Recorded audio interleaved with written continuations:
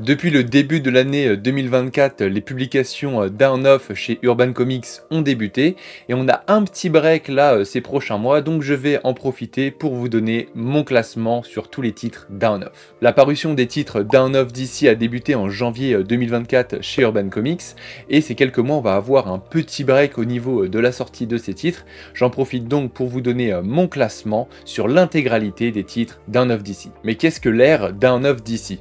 Bien c'est plutôt simple, ça constitue un petit peu la deuxième saison de l'ère Infinite qui avait débuté elle sa parution chez Urban Comics en 2022. Avec cette ère, il y a l'idée de développer plusieurs récits en simultané autour des différents personnages afin d'apporter différents points de vue, différentes visions. C'est pour cette raison que dans les titres Dawn of DC d'Urban Comics, on va retrouver une série principale et des fois ça sera accompagné d'une série secondaire ou alors d'une mini-série ou peut-être même juste d'autres numéros qui vont permettre de nourrir le récit. Au moment où je fais cette vidéo, on a déjà 8 albums Dawn of DC qui sont sortis chez Urban Comics, mais on n'a réellement que 6 titres puisque certains en fait comportent des tomes 2. Donc on a Dawn of Superman, Dawn of JSA, Dawn of Titan, Dawn of Shazam, Dawn of Green Arrow and Black Canary et enfin Dawn of Green Lantern. Et voilà, moi aujourd'hui je vais m'occuper de vous donner mon classement sur tous ces titres. Je vais bien évidemment vous les présenter très rapidement ainsi que les séries qu'ils comportent et je vous donnerai mon avis et je vous expliquerai un petit peu qu'est-ce que j'ai aimé, qu'est-ce que j'ai moins aimé. On commence tout de suite par le titre que j'ai le moins aimé, je vous présente Dawn of Green Arrow and Black Canary. Mais qu'est-ce que ce titre contient ? Eh bien il contient deux séries, la première Green Arrow de Joshua Williamson où vous y retrouverez les 6 premiers numéros, et la seconde Bird of Prey de Kelly Thompson où vous y retrouverez aussi les 6 premiers numéros. Sur Green Arrow vous retrouverez Oliver perdu sur une planète depuis la dernière crise cosmique. Il est recherché activement par sa famille mais tout devient compliqué puisque des forces maléfiques se dressent entre eux, dont un certain Troublemaker. Du côté de Black Canary, on y retrouve Dinah Lance qui doit secourir sa petite sœur Synth qui a été capturée et qui est retenue sur Themyscira. Pour ce faire, elle recrute une nouvelle équipe de justicières composée de Cassandra Cain, Harley Quinn, Zealot et Big Barda. Et mon avis sur tout ça, c'est que je suis plutôt mitigé. La série Green Arrow n'a pas du tout réussi à m'emballer, je suis vraiment pas fan du voyage spatio-temporel dans ce récit. Le personnage de Troublemaker est une totale déception pour ma part, et la seule partie qui a réussi un petit peu à m'intéresser, ce sont les plans d'Amanda Waller et ce qu'il suggère pour l'avenir. Donc j'espère que la série Green Arrow sera relevée la barre à l'avenir. Par contre, la série Bird of Prey, que je n'attendais absolument pas, a été une véritable surprise. La composition de l'équipe, notamment avec une Zealot et une Big Barda, j'ai trouvé ça excellent. Le schéma classique du récit de super-héros, il est un petit peu déjoué et c'est vraiment cool. Moi qui ai beaucoup de mal avec Harley Quinn récemment, dans tous les récits que je lis, et là j'ai trouvé que c'était vraiment la justesse, elle apportait vraiment ce côté marrant et fun à cette équipe très sérieuse. C'était vraiment un très très bon moment. En numéro 5, ça sera Dawn of Shazam. Mais qu'est-ce qu'il contient ? Eh bien, vous allez avoir la série régulière Shazam de Mark Waid et Dan Mora, ainsi qu'une mini-série de New Champion of Shazam de Josie Campbell, qui est centrée sur le personnage de Mary Marvel. Dans la mini-série de New Champion of Shazam, vous allez suivre Mary Marvel alors qu'elle entre à l'université et qu'elle entend bien laisser tomber son costume pour se concentrer sur sa vie personnelle. Cependant, elle va être choisie pour remplacer son frère Billy en tant que Shazam, ce qui va provoquer tout un tas de questionnements chez elle. Et du côté de la série Shazam, vous allez retrouver Billy Batson alors qu'il fait un sauvetage plus ou moins classique, mais après ce sauvetage, il va se mettre à insulter la population en live direct à la télévision. Plus tard, il manque d'assassiner le psychopirate dans une nouvelle crise d'absence, et on en est à se demander est-ce que les dieux grecs ne seraient pas mécontents de la manière dont Billy utilise ses pouvoirs. Mon avis sur tout ça, je trouve que c'est une très bonne lecture, aussi bien sur la mini-série qui nous fait découvrir le personnage de Mary Marvel beaucoup plus en profondeur et qui questionne vraiment ce personnage et en fait qu'est-ce qu'elle veut dans la vie. J'ai trouvé ça vraiment très pertinent. Je ne l'ai pas vraiment précisé mais ce récit contient aussi 2 numéros de Night Terror centrés sur Shazam. Je les ai lus, c'est vraiment très dispensable. Concernant la série Shazam, j'ai trouvé que c'était un bon récit, j'ai passé un vrai bon moment. Je trouve qu'elle a tout ce qu'il faut pour être une bonne série Shazam, à savoir une bonne intrigue, un côté très fun et décalé, de bons moments entre les personnages de la famille, des éléments un petit peu inattendus, le tout avec de somptueux dessins de Dan Mora. Vraiment, moi je vous la conseille, foncez, vous allez retourner en enfance. En quatrième position, je vais placer Dawn of Superman, que ce soit le tome 1 mais aussi le tome 2, voilà, je les mets ensemble. Mais qu'est-ce que vous allez retrouver dans ce titre? Eh bien vous allez retrouver deux séries qui se répondent, à la fois Superman de Joshua Williamson, mais aussi Action Comics de Philip Kennedy Johnson. En plus de tout ça, vous allez retrouver deux numéros de Night Terrors, que ce soit dans le tome 1 mais aussi dans le tome 2. Dans le tome 1, ça sera ceux centrés sur Superman, et dans le tome 2, ce seront ceux Action Comics, donc un peu plus centrés sur la Superman Family. Pour ce qui est du synopsis des séries, je vais me concentrer sur ceux du tome 1, parce que bien évidemment, j'ai pas envie de vous spoiler. Du coup, dans la série Superman, eh bien, qu'est-ce qu'on nous vend? On nous vend un Superman de retour à Metropolis, avec un Lex Luthor déjà derrière les barreaux. Lex Luthor décide de céder toutes ses parts de LexCorp à l'Homme d'Acier, et même de la renommée Supercorp. Et en plus de tout ça, dans l'ombre, on a de nouveaux ennemis qui approchent, et donc Superman va devoir à la fois gérer Lex d'un côté et les nouveaux ennemis de l'autre. Du côté de la série Action Comics, on n'oublie pas qu'elle répond à la série Superman.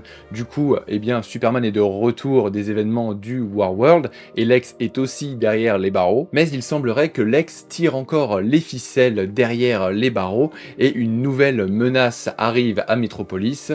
Vous la connaissez, elle est très bien connue, c'est le retour de Metallo. Alors mon avis sur Superman, que ce soit le tome 1 ou le tome 2, il est à peu près pareil, c'est-à-dire que je trouve que c'est un récit qui se lit vraiment bien, qui vous met dans un bon mood, on est vraiment sur un récit très solaire. J'aime beaucoup la dynamique installée entre Clark et Lex, et en plus vous allez voir que vous allez voyager, que ce soit à travers de nombreux environnements, mais même à travers la galerie d'antagonistes. Vous allez voir que c'est vraiment très cool, c'est vraiment un bon mood. En plus de ça, il y a de nouveaux antagonistes, il y a des secrets liés à Metropolis et à Lex, il y a des nouveaux costumes, il y a Supercorp, vraiment il y a plein de nouvelles choses installées et je trouve que c'est vraiment top. Et en ce qui concerne Action Comics, donc comme je vous l'ai déjà dit, on est sur un récit qui se concentre beaucoup plus sur la Superman Family. On a de très bons éléments, un bon récit, on a aussi un mouvement Terre Bleue qui est mis en place que je trouve vraiment pertinent, surtout dans le tome 2.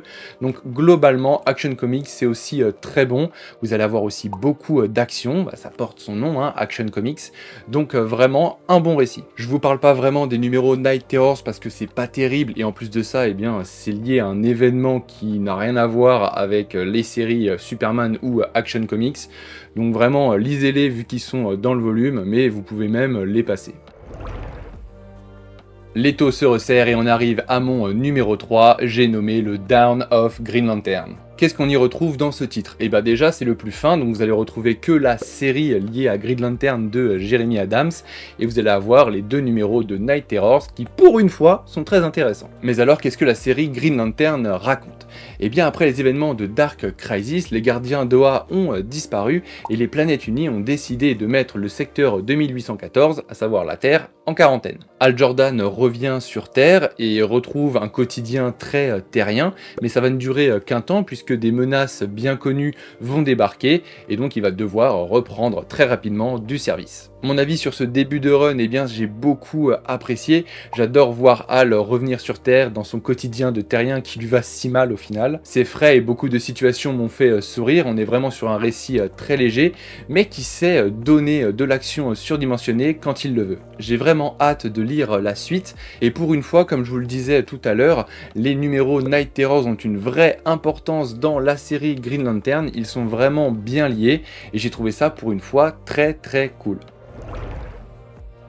On arrive sur mon top 2 et j'ai eu beaucoup de mal à les partager, mais finalement j'ai tranché, et ça sera Dawn of JSA. Mais qu'est-ce que vous allez avoir dans ce titre? Eh bien vous aurez à la fois une série et aussi une mini-série.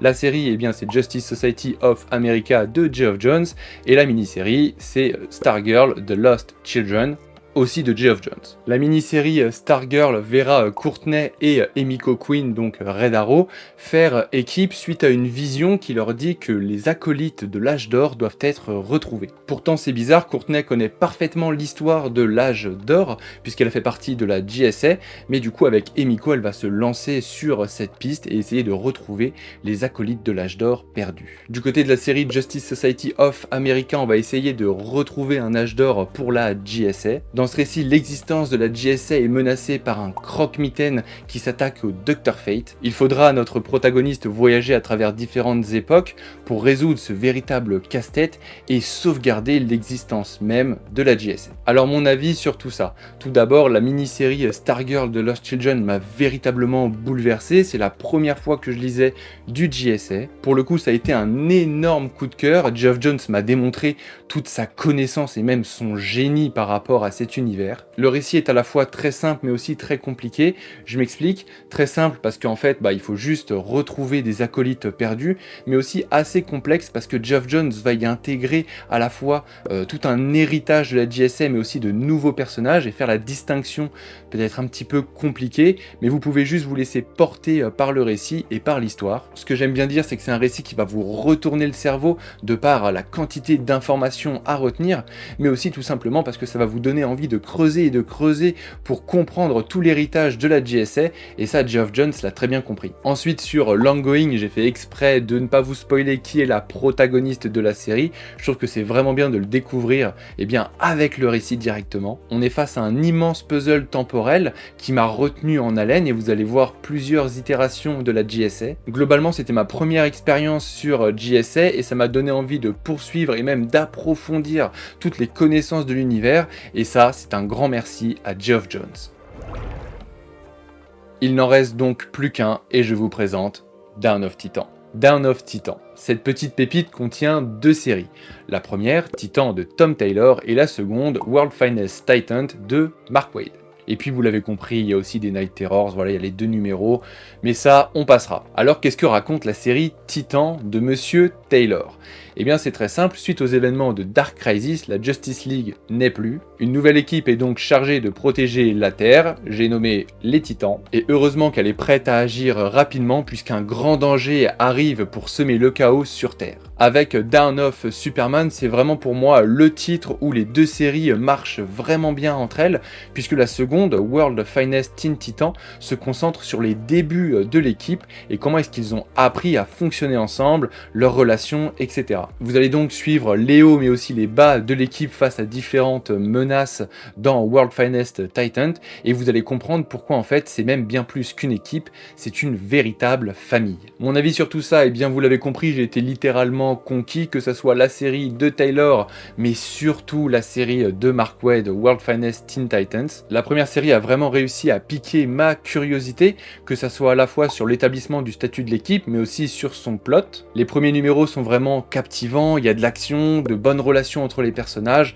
on a envie d'en voir plus très rapidement. Mais mon coup de cœur, ça restera World Finest Teen Titans, parce que j'ai été profondément pris d'amour pour tous ces personnages. Chaque personnage expose ses doutes mais aussi ses peurs tout au long du récit, et on voit bien que chaque membre est là l'un pour l'autre et que c'est toute la force de cette équipe. L'histoire en soi elle est très simple, on n'est pas dans un récit très intellectuel, mais on est dans un récit qui est porté vers l'émotion de tous nos personnages et de comprendre la grandeur de cette équipe, et c'est vraiment ce qui a transpiré pour moi dans ce récit et j'ai été totalement absorbé. Ensuite il y a le tome 2 qui se concentre lui sur l'événement Beast World qui a rassemblé une grande partie des héros de l'univers d'ici.